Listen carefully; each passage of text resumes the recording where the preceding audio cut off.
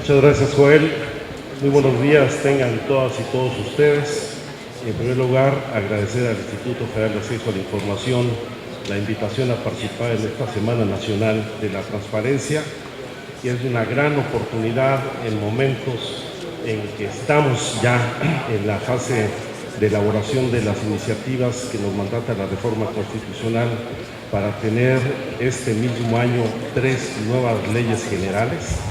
la Ley General de Acceso a la Información, la Ley General de Archivos y la Ley General de Protección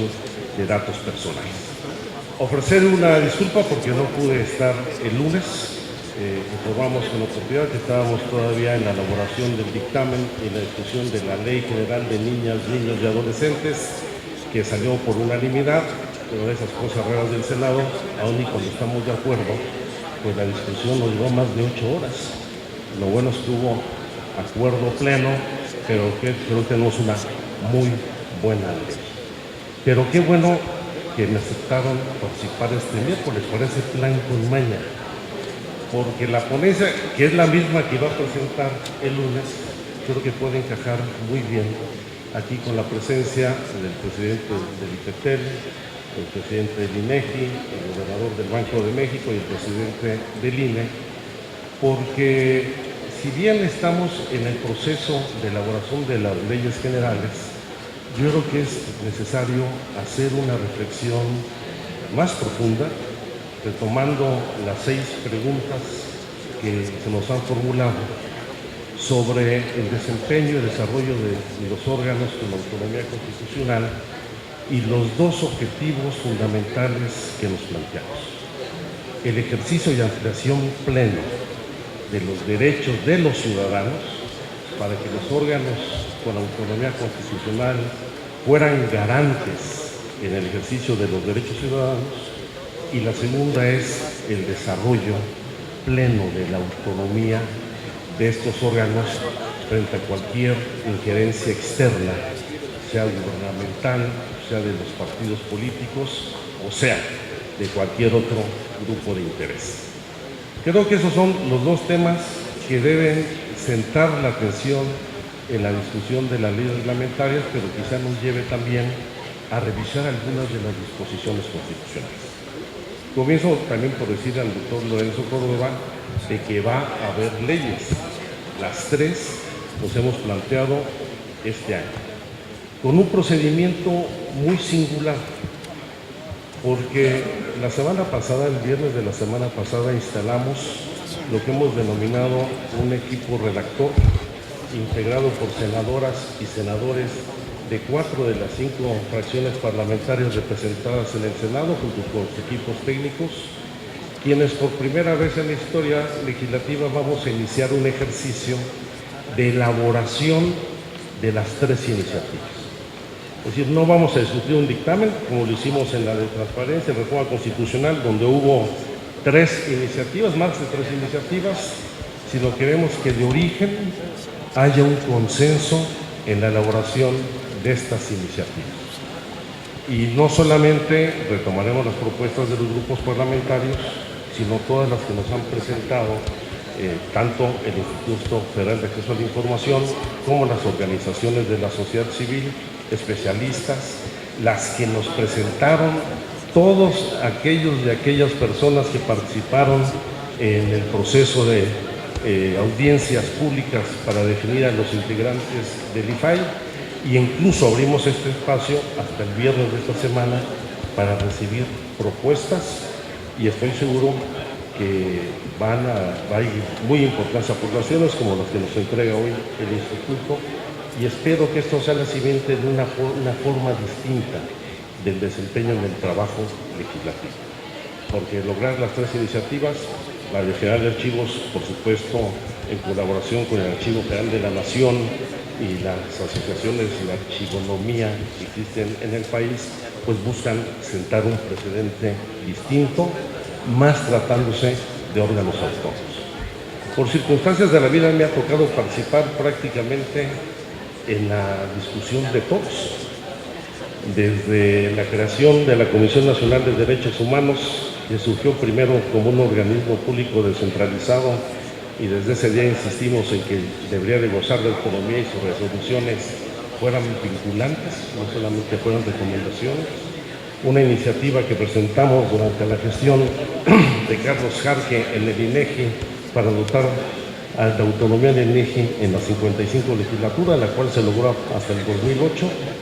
Me tocó aprobar la autonomía del Banco de México en 1994. Nos tocó discutir aquí con el presidente IFETEL la reforma constitucional. Ya después resultó presidente del instituto, después de las discusiones en la integración del IFETEL, y me tocó participar en la reforma constitucional del IFE, Comité del IFE, del Instituto Nacional de Elecciones. Y qué bueno que estamos aquí, porque voy a aprovechar esta oportunidad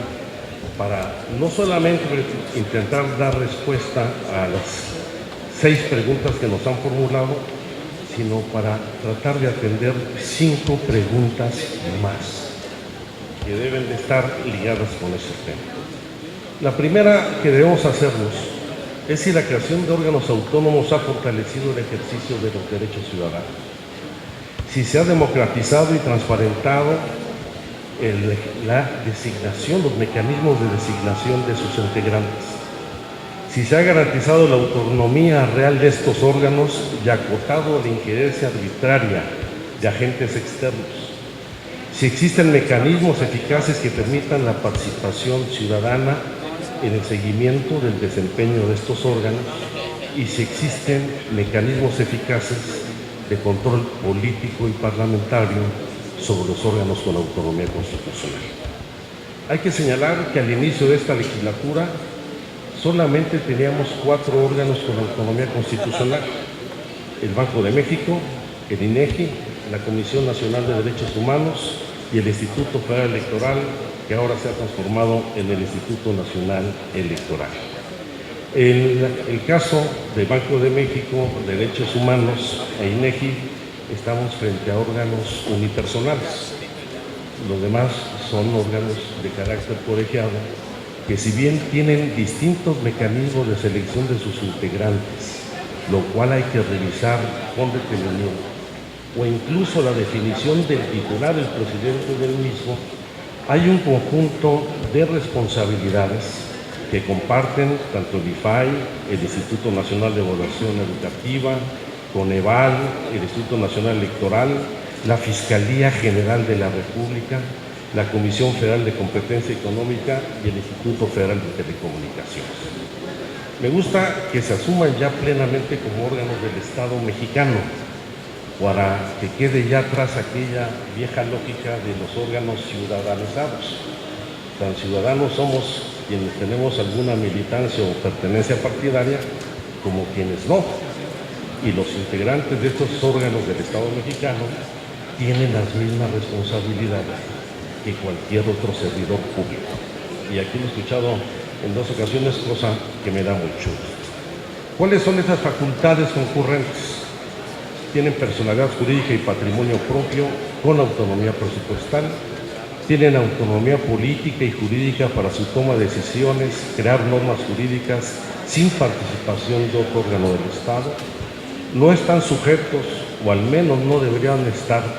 a ningún poder de la Unión ni de ninguna fuerza política,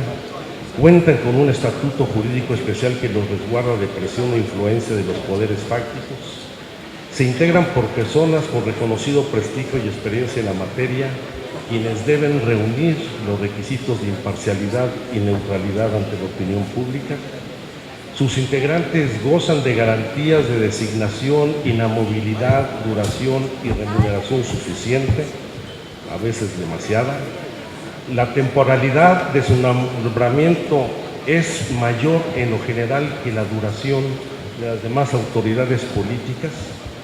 No pueden desarrollar actividades públicas o privadas remuneradas, excepto las académicas o las altruistas. Las decisiones que adoptan deben ser de manera colegiada y finalmente tienen que presentar informes públicos y realizar comparecencias ante el órgano parlamentario que los designó. ¿Qué es lo que motivó este incremento tan importante del número de órganos con autonomía constitucional. Yo creo que el argumento fundamental fue la resistencia a avanzar en una reforma más profunda al sistema político de nuestro país. Y se consideró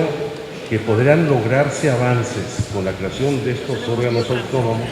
para acotar las facultades del Poder Ejecutivo y disminuir el nivel de discrecionalidad del ejercicio de las facultades del Poder Ejecutivo. Sin embargo, y no ha pasado mucho tiempo, en algunos casos, algunos no cumplen todavía el año de edad, se ha venido creando una contradicción entre los órganos autónomos y la centralización que se vuelve a dar en el ámbito del gobierno federal o en demérito de las facultades y atribuciones de los estados y de los municipios. Por un lado, se pretende acotar las facultades del Ejecutivo Federal para ejercerla por medios de organismos autónomos, pero al mismo tiempo se dan pasos a una mayor centralización en demérito del federalismo y la autonomía estatal. Ahora que hay tanta fiebre federalista en este país. Y este fenómeno de autonomitis ha venido acompañado de un proceso de centralización. Pongo solamente algunos ejemplos. El caso del Instituto Nacional de Evaluación Educativa, que ahora va a asumir los mecanismos para el ingreso, promoción y permanencia del magisterio, para lo cual ya no habrá ninguna intervención del sindicato, lo cual deroga las condiciones generales de trabajo de una organización sindical, pero también quita cualquier tipo de intervención de los gobiernos de los estados, porque ya no solamente tendrá centralizada el ingreso, la promoción y la permanencia de los maestros,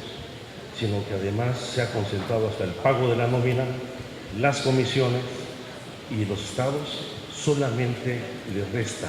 administrar el conflicto, y yo sinceramente no sé por qué se mantiene el acuerdo de centralización educativa cuando ningún gobierno del Estado define ni planes, programas de estudio, ni define ninguna de las políticas educativas,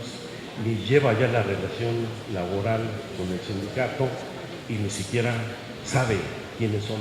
los profesores y las profesoras al servicio del sistema en su entidad. Otro ejemplo es la transformación del Instituto Federal en el Instituto Nacional de Elecciones, donde de origen se pretendía centralizar la totalidad de la organización y desarrollo de los procesos electorales, lo cual no se logró en su totalidad, pero sí se menoscabaron muchas de las atribuciones de los estados y de los congresos locales para regir sobre su régimen interno de gobierno. Y les impusimos hasta la reelección y el tiempo de duración de los alcaldes, sujetos a no reelección si se aumenta el periodo, pero pues se decidió hasta la designación de los órganos locales para eliminar el secuestro de que eran objeto los órganos electorales en los estados. Y por eso yo creo que hay que tratar de dar respuesta muy puntual a estas preguntas. La primera, ¿la creación de órganos autónomos ha fortalecido el ejercicio de los derechos ciudadanos? No necesariamente. Sí se han logrado avances importantes, eso es indudable, pero son muchos los casos en los que puede señalarse que no se ha cumplido ese propósito. Pongo, por ejemplo, las omisiones de la Comisión Nacional de Derechos Humanos respecto a otorgar audiencias a las madres de las víctimas de las fosas que se encontraron en San Fernando, en Tamaulipas o en Cadereyta. Una que no es exclusiva del IFETEL, que tiene que ver con la resolución en la ley reglamentaria sobre la definición de los agentes económicos preponderantes, y una que he cuestionado al propio IFAI respecto a su negativa a ejercer su facultad para impugnar leyes federales o estatales del Distrito Federal, al negarse a iniciar una acción de inconstitucionalidad contra diversos artículos de la Ley Federal de Telecomunicaciones, particularmente el 189 y el 190, que a juicio de un importante sector de la ciudad y el propio, transgreden un derecho que el IFAI debe tutelar, que es el de la protección de los datos personales. ¿Se ha democratizado y transparentado la elección de sus integrantes? Sí y no. Si bien se ha avanzado, no ha sido suficiente, porque la intervención gubernamental y de los partidos políticos sigue siendo el factor determinante. Pongo dos ejemplos. El nombramiento de los consejeros del Instituto Nacional Electoral, que emana de la conformación de un comité técnico de evaluación propuesto por la Junta de Coordinación Política de la Cámara de los Diputados, supuestamente con ciudadanos químicamente puros, quienes debían presentar quintetas para ocupar cada una de las vacantes, y que realizó un proceso privado de selección, no fue un proceso público. Y al presentar la propuesta a la Junta de Coordinación Política del Senado, finalmente terminó en manos de una negociación entre los partidos políticos, en demérito de uno de los criterios fundamentales de selección que se habían planteado, que era el de equidad de género, y sacrificaron a una potencial consejera para construir un acuerdo entre el PRI y el PAN, cosa que deberíamos de revisar, como nos sucedió también en el Senado de la República en la definición de los consejeros del IPAC, donde hubo un proceso público extenuante, pero que a final de cuentas la definición final no salió de las comisiones unidas que realizaron las audiencias, sino también de un acuerdo en la Junta de Coordinación Política. Y si bien en su mayoría coincidían con las listas del comité de seguimiento que acompañó por parte de los ciudadanos el proceso y las propuestas de los integrantes de las comisiones unidas, no se cumplió cabalmente. Y es un asunto a revisar para homologar los mecanismos de elección de los integrantes, de los titulares de los mismos. Esta es una discusión, lo hemos vivido ya en muchos momentos,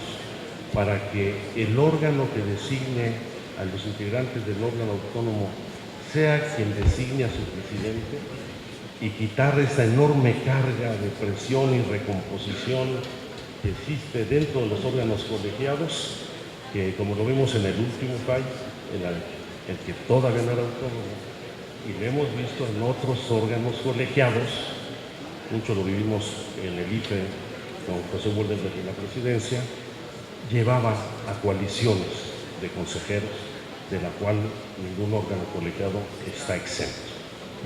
Se ha garantizado la autonomía real de estos órganos, acotando la injerencia arbitraria del Ejecutivo o cualquier otro partido o interés. Yo creo que se ha avanzado mucho, pero prevalecen las presiones, los telefonazos y algo que es peor todavía, la autocensura y la autocontención de muchos de los integrantes de los órganos autónomos. Por ejemplo, aquí tenemos una discrepancia, ya lo discutimos con el doctor Córdoba, el nombramiento de los OBLES, esto lo escribí para el mundo, por parte del Instituto Nacional Electoral, con los que se pretendía acabar con el secuestro de los gobernadores de los órganos electorales, que no solo era un secuestro de los gobernadores, sino también de los partidos políticos en complicidad y a veces por corrupción de los propios partidos en los estados. A mi juicio, ha derivado en la conformación de una coalición de consejeros que permitirá que un solo partido domine los órganos electorales locales. Vamos a revisar uno por uno, ya nos quedamos en revisarlo. No me va a convencer en el Estado de México. 4-2-2, 4 el PRI, 2 el PAN y 2 corrientes del PRD. Pero lo más lamentable es que 68 de los 126 integrantes de estos OBLES ya estaban antes, es decir, que no estaban tan mal, ni estaban tan secuestrados, a ver, se justificaron. Y 87 de los 126, según las declaraciones y el debate de ayer, pueden identificarse con un solo partido. Yo creo que son los temas que tenemos que revisar a fondo. ¿Existen mecanismos eficaces que permitan la participación y la fiscalización de los ciudadanos en el desempeño de estos órganos? yo creo que es muy limitada. Y existen mecanismos eficaces de control parlamentario, creo que son absolutamente insuficientes. En conclusión, para no alargarme, yo creo que en este momento se abre una gran oportunidad para ir avanzando en la integración de los órganos autónomos para que gocen de verdadera autonomía y dotarlos de la fuerza jurídica suficiente para que todas sus resoluciones, además de colegiadas y autónomas, sean vinculantes para la autoridad en beneficio de la ciudadanía. Y para ello, la nueva legislación debe fortalecer fundamentalmente los mecanismos de fiscalización y participación ciudadana, de rendición de cuentas de los órganos autónomos y de las instituciones públicas. Ayer presentamos una iniciativa para restablecer la rendición de cuentas del Ejecutivo ante el Congreso de la Unión, no para que vaya a presentar un informe, sino establecer un diálogo el presidente de la República con los legisladores y que los legisladores puedan convocar cualquiera de las cámaras al presidente en cualquier momento y el presidente tenga la prerrogativa de asistir a cualquier cámara cuando a su juicio sea necesario a defender un proyecto de ley o una propuesta de política pública. Y por eso creo que el fortalecimiento de los controles parlamentarios debe ser fundamental. Y espero que avancemos sinceramente. Hay propuestas de las que conozco en las iniciativas que propone el IFAI, pero que vayamos ya a órganos realmente autónomos que cumplan con su función fundamental, que es garantizar el derecho de los ciudadanos en muchas materias, en derechos humanos, acceso a la información, a contar con las condiciones que den clara cuenta del ejercicio de los recursos públicos y del desempeño de la autoridad. Les agradezco mucho la invitación y muy buenas noches.